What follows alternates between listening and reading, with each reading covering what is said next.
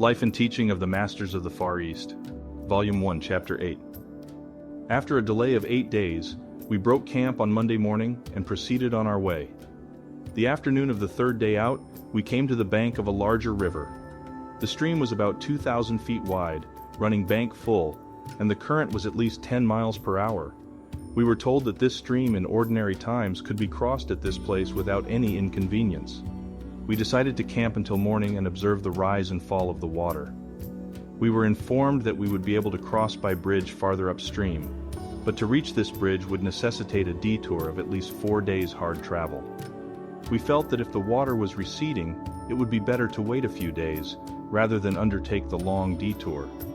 It had been demonstrated to us that we need not take any thought as to our provisions from the day already referred to, when our provisions were exhausted, the whole company, consisting of over 300 persons, had been supplied with an abundance of provisions from the invisible, as we called it. This supply was maintained for 64 days, until we returned to the village from which we started.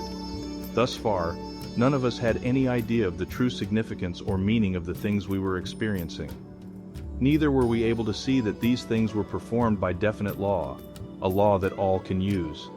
When we were assembled for breakfast next morning, we found 5 strangers in camp. They were introduced, and it was mentioned that they were from a party that was camped on the other side of the stream, and were returning from the village of our destination. We thought very little of this at the time, as we naturally supposed they had found a boat and had crossed in it. One of our party said, "If these people have a boat, why can we not use it to cross the stream?" I think all of us saw this as a way out of our difficulty, but we were told that there was no boat as the crossing was not thought to be of sufficient importance to maintain one. After finishing breakfast that morning, we were all assembled on the banks of the stream. We noticed that Emil, Jast, and Niprau with 4 others of our party were talking with the 5 strangers. Jast came to us and said they would like to cross with the others to the camp on the other side of the stream, as they had decided to wait until the next morning to see if the water showed signs of receding. Of course, our curiosity was aroused, and we thought it rather foolhardy to attempt to swim a stream as swift as the one before us, just to make a friendly call upon a neighbor. We felt that swimming was the only way the crossing could be accomplished. When Jast rejoined the group, the 12, fully dressed, walked to the bank of the stream, and with the utmost composure stepped on the water, not into it. I never shall forget my feelings as I saw each of those 12 men step from solid ground upon the running water. I held my breath, expecting of course to see them plunge beneath and disappear. I found afterwards that that was the thought of all our party. At the time, I think each of us held his breath until they were all past midstream. So astonished were we to see those 12 men walking calmly across the surface of the stream without the least inconvenience and not sinking below the soles of their sandals. When they stepped from the water to the farther bank, I felt that tons of weight had been lifted off my shoulders, and I believe this was the feeling of every one of our party, judging from the sighs of relief as the last man stepped ashore. It certainly was an experience that words fail to describe. The 7 belonging to our party returned for lunch. While the excitement was not so intense at the second crossing, every one of us breathed more freely when the 7 were safe ashore again. Not one of our party had left the bank of the stream that forenoon. There was very little discussion regarding what we had witnessed, so engrossed were we with our own thoughts.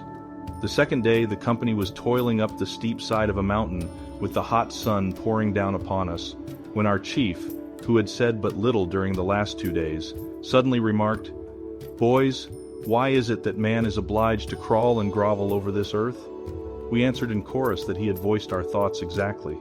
He went on to say, "How is it, if a few are able to do the things we have seen accomplished, that all men cannot accomplish the same things? How is it that man is content to crawl, and not only content to crawl, but is obliged to do so?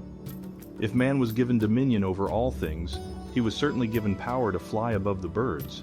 If this is his dominion, why has he not asserted this dominion long ago? The fault must certainly be in man's own mind. This must all have come about by man's own mortal concept of himself. He has only been able, in his own mind, to see himself crawling. Thus he has only been able to crawl." Then Jast took up the thought and said, "You are perfectly right. It is all in man's consciousness. He is limited or unlimited, bound or free, just as he thinks. Do you think that the men you saw walk across the stream yesterday to save themselves the inconvenience of this trip are in any way special creations any more than you are? No. They are not created in any way different from you. They do not have one atom more power than you were created with. They have, by the right use of their thought forces, developed their God-given power.